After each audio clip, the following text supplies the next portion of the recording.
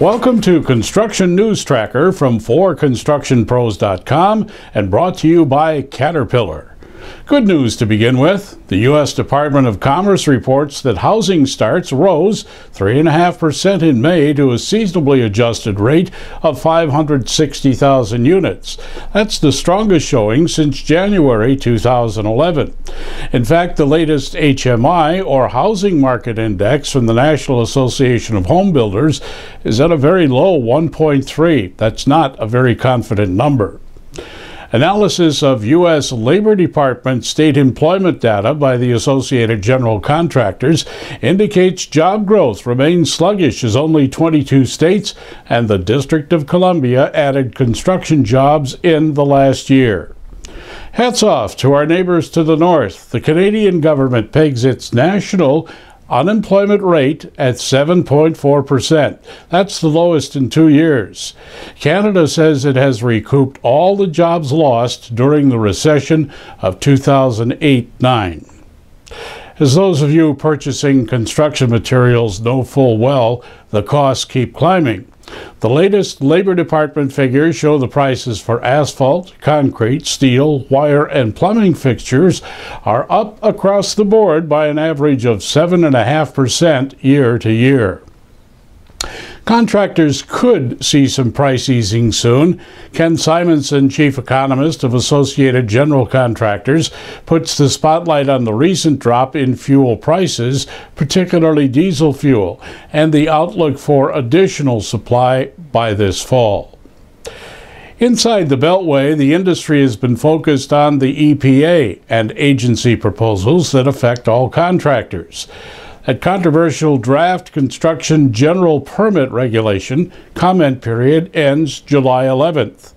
Associated General Contractors Association, AGC, had filed for additional time to generate comments on the stormwater discharge regulation regarding the extensive costs facing members. In another matter concerning the Environmental Protection Agency, leaders of the Associated Equipment Distributors, AED, have voiced support for House Bill H.R. 2018 by the ranking members of the House Transportation and Infrastructure Committee. That's designed to rein in the expanding power of the EPA. How many wind turbines do you suppose there are in the U.S.? Nearly 36,000. That's according to the American Wind Energy Association. The group reports that 41.5 gigawatts of power are presently generated by wind. The future is bright for long-term wind power development.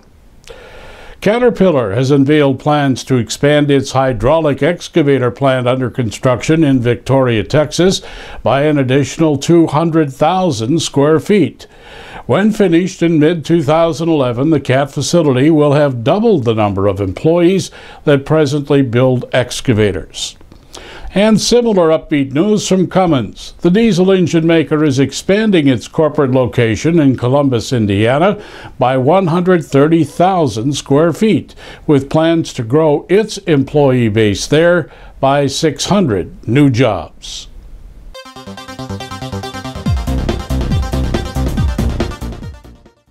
The trickle-down theory of economics can be applied to the problems state DOT commissions encounter daily. Some have the means to fund projects while others don't. Always overriding everything is funding, resources. That's always going to be an issue. I don't think there's enough money in the world to solve all of our infrastructure needs right now. It's something we have to keep working on. Rhode Island has to continue to work on finding a new financing model that is going to be more sustainable for the long haul. So that's an effort we're going to have to work on continually. That being said, with the resources that we have today, we have to ensure that we use them efficiently and effectively. Some examples: in Minnesota, highway contractors face a July 1st shutdown of the state government over a budget impasse. In a region where seasonal weather conditions dictate project planning, hundreds of millions of dollars worth of road and bridge projects are on the line, as well as those jobs. A similar situation exists in Illinois, where the State Road Builders Association has implored the governor to keep construction projects going despite a threatened shutdown, again over a budget showdown. However, in nearby Kansas, the sunflower state is experiencing a windfall. In Kansas, the news is great. Our legislature just concluded its session and we got a new transportation program. We got $2.7 billion over 10 years. We got authority to issue debt under a debt funding cap that allows our DOT to manage our debt program. And as a consequence, we're going to be able to protect the investment we've already made in our system. Our roads are going to be safer for Kansans, and we're going to create jobs, which really matters in this economic climate.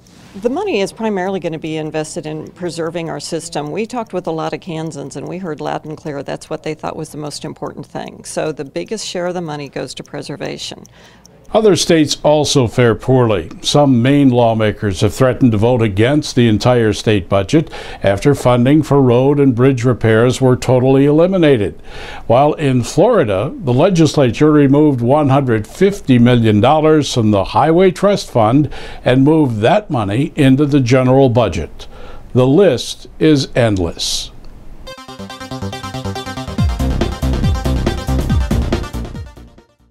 Construction pros take a keen interest in new technologies and methods, a case in point noted recently in Utah, where a massive project drew onlookers from across the world. An estimated 1,000 people gathered as the Utah DOT moved a 3.8 million pound bridge some 500 feet, the largest such relocation in U.S. history. Utah Department of Transportation Executive Director John Nord explained the plan. We believe that this is the largest bridge ever moved in the Western Hemisphere. This thing is just about the length of a football field, including end zones, at 354 feet. So it's the biggest. It's a little bit more complicated than a normal pickup here as well, because we've built the bridge in 2 spans, and we're going to pick it up with 2 self-propelled modular transporters. The project on Interstate Highway 15 south of Salt Lake City was part of an accelerated bridge construction effort. When we build a bridge off-site and then roll it into place, we don't impact people's lives nearly at all. The first bridge we built, we moved it over a weekend, so it was over 48 hours. We've got that down to now just a few hours. So this bridge here tonight it'll be over and done with before sunrise. Did they accomplish their plan? You bet. And they beat their estimate by 3 hours. The Utah DOT has become pretty adept at this type of project, as the San White Bridge move became number 23 in its effort since 2006. So we leave you with this. Before you criticize someone, you need to walk a mile in their shoes. That way, when you do criticize them, you'll be a mile away, and you'll also have their shoes. You've been viewing Construction News Tracker, a presentation of Caterpillar and produced by 4constructionpros.com.